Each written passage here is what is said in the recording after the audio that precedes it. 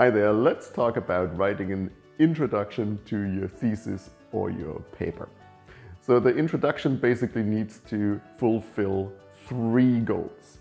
The first goal is you need to first of all explain to people, to the reader, why what you did in your particular research project is relevant, important, and interesting in general terms. The second point is you need to, by citing the pertinent literature in that field, make clear what is the gap that your work actually is filling. And it's very important that your literature review doesn't contain any bias, so it's a balanced literature review. And then in the end, you need to clearly state what you did and how this basically filled the gap that you have worked out in the literature review. Now, when you put all these 3 things together, how is this work relevant and important to you, the reader? What has actually already been done in this field? And then finally culminating in the statement of purpose, or what you actually did and found.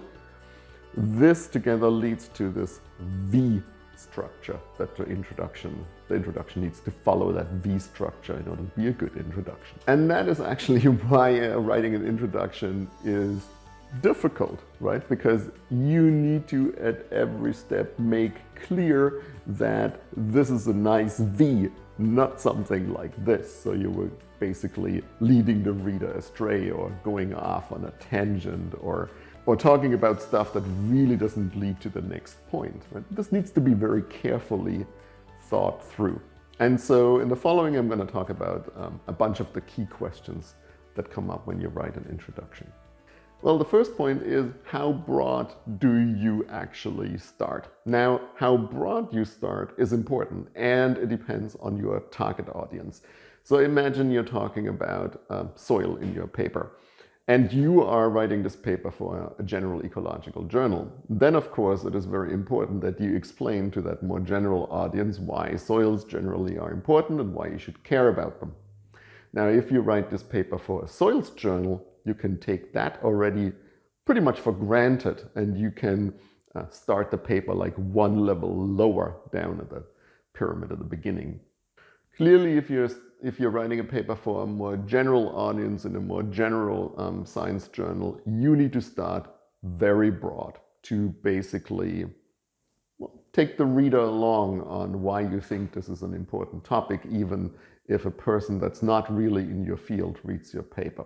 And so these lead-in sentences, they're actually quite important, because they set sort of the stage, and you can say like, well, this is an important problem, let's say, for example, in soil ecology, and you can link to some major unanswered issues in that particular field of science. Like, for example, this is a major unsolved issue in soil ecology, or this is a major problem in understanding the role of biodiversity, or something like this.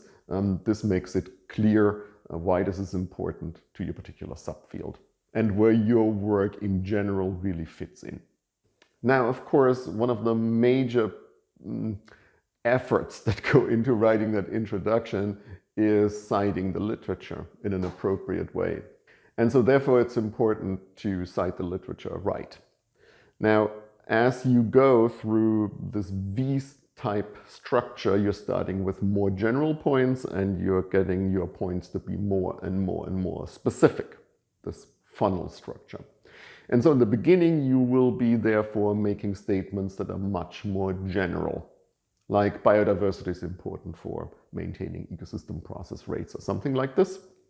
Now, what's very important is that when you write general statements, that you be using general sources to basically support these statements. So a common mistake that I see frequently in, let's say, undergraduate thesis or something like this, is that you cite a paper, a primary literature paper, for example, because there is a statement somewhere in the introduction of that paper that is this general statement. But that is an inappropriate way to cite the literature. For this broader statement, like biodiversity is important for ecosystem process rates, you need to be citing a more general source. What do I mean by a general source? A general source would be something like a review paper, or it would be a book chapter or an entire book, but it would certainly not be a primary literature paper that mentions that somewhere also in their basically introduction. That is one of the most common mistakes, that you need to match the degree of generality of the statement that you're making to the degree of generality of the source that you're citing in support of that statement. And so, of course, as you move through this funnel or V structure of the introduction, you're making more and more specific points. And so therefore, you need to move also to more and more specific literature that you cite. And in the end, of course, you will be primarily citing primary literature. So you will be citing basically original research results.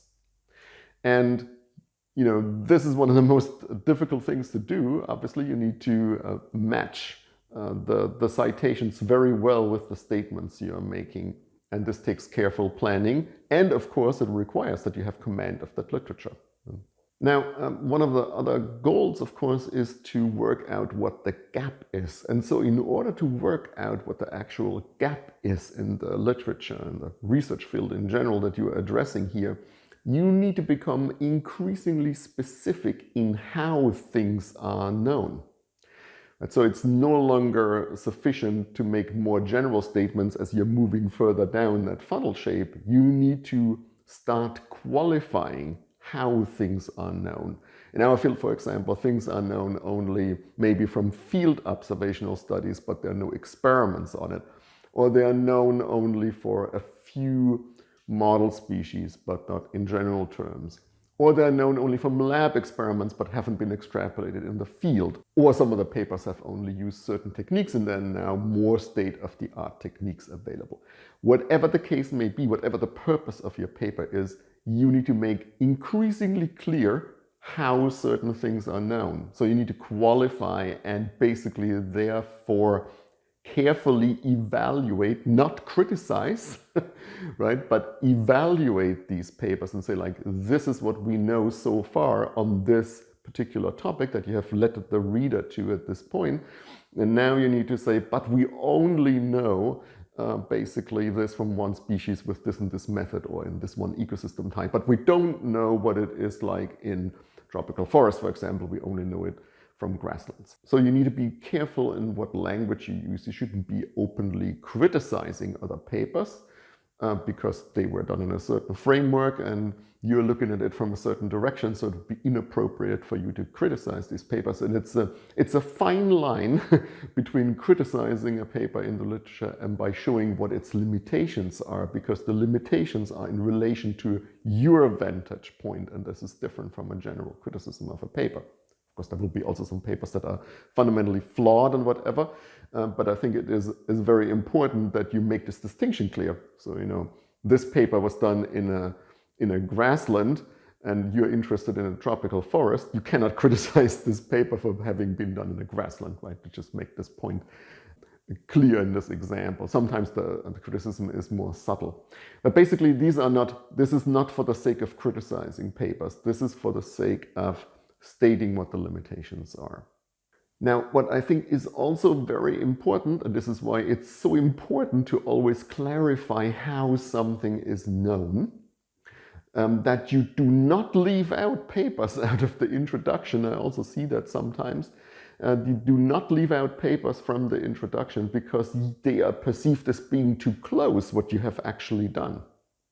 I mean, don't do that, right? I mean, in our field, ecology and environmental science, is very, very difficult to fundamentally be scooped because the parameter space of what we deal with is so large, right? So, I mean, don't pretend like this study that is very close to your paper hasn't been done. Cite it and say how your thing is different from that thing. Because what people often do is like for the sake of creating greater novelty, let's put it that way, leave these kinds of papers out from the introduction and then only mention them in the discussion. Now, you can do that, but I think it's a slight bit dishonest, right? Because in the introduction section, you want to present a balanced view of what's already been done. And if something has already been done in this topic, you can't just leave it out of the introduction section. You need to be mentioning it, need to be putting it in the context, and you need to very clearly qualify how it's different from what you've done and what your study adds, and what gap is still there, even though that study that's very close to your study exists. Now, about this logical structure of this V, this is very difficult to do. It's the main reason why introductions are so difficult to write. And so as you write, it's actually good to have an outline, first of all, so you can, in the outline already, verify if this is really leading the reader basically by the hand through the content that you're discussing, and you're getting more and more directly relevant and specific to the particular study that you've done. And so therefore ask yourself, is this section really necessary, or is it rather tangential? Does it not lead to the following section? Does it not fit basically into this funnel shape? So this is difficult work, you need to critically evaluate. You want to mention all these things that have been done, but do you really need to put them in there, or do they disrupt the logical flow? Maybe they are something to bring up later on in the discussion section if they're important points to discuss, but are they really necessary here in the introduction where you're trying to lead the reader to a certain point? And so what you can do to make that more palatable to the reader, right? I mean, you're writing this stuff, you probably know what's going on pretty well, but now the reader is reading this for the first time, or the reviewer, first of all, or the editor. And so therefore, make sure that you make it easy by having certain transitions in your little subsections of the introduction, like basically along the lines of, having now discussed this, it's now important to go to this thing, which is the next point that you are going to discuss.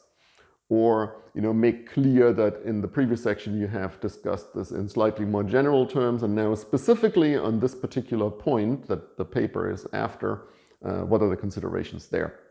So basically use these little words, these little guiding words and phrases, conjunctions or whatever, to make it more clear where the logical flow is. And don't leave that up to the imagination of the readers, like, oh, what is he doing now? Has it been talking now about this, and now she's talking about that? Make it clear what your logical flow actually is. Yeah, this is basically about the transitions. So it's good to have these points arranged in a logical order, but you need to also make sure that the logical order becomes obvious by using the right transitions in the sections, by linking them nicely up with each other. Now, and then you come to the final point of that funnel. This is like basically having explained why this is first of all important, and by having worked out step by step where the gaps are in the literature, now you say how you fill this gap in this particular study. This usually, here we show that thing. Basically here we do this and this experiment to address this goal. And basically you can also, some people like to say what they have found, following the guideline, never surprise the reader, right? Tell them from the very beginning what you have found and what you're doing. You can do that. Some people don't like to do it. That's sort of a matter of taste. But in the end, you definitely need to say, therefore, here we do this, and state what the specific goal of this particular paper is. And of course, this specific goal needs to intimately connect with what you have just been talking about, right? This is why you did have this funnel shape to begin with. So it all culminates in this statement. So make sure the statement also just really hits the point very well. So I would wordsmith this particular statement very well, because it's very important, and basically this is what binds it all together and then leads into the next section, which will be the material, methods, or results. Right. And so I think if you keep all these points in mind, how to start in a general way to sort of raise interest in the topic, how to design that funnel shape, the logical structure of the paper, how to appropriately cite literature that really fit that funnel shape, and then to formulate very clearly the point of the paper, I think then you're writing a very good introduction section. But be patient with yourself. As I said, the introduction section, also its mirror, the discussion section, they are very difficult to write. So you get better over time. And with that, thanks for watching and see you in the next video.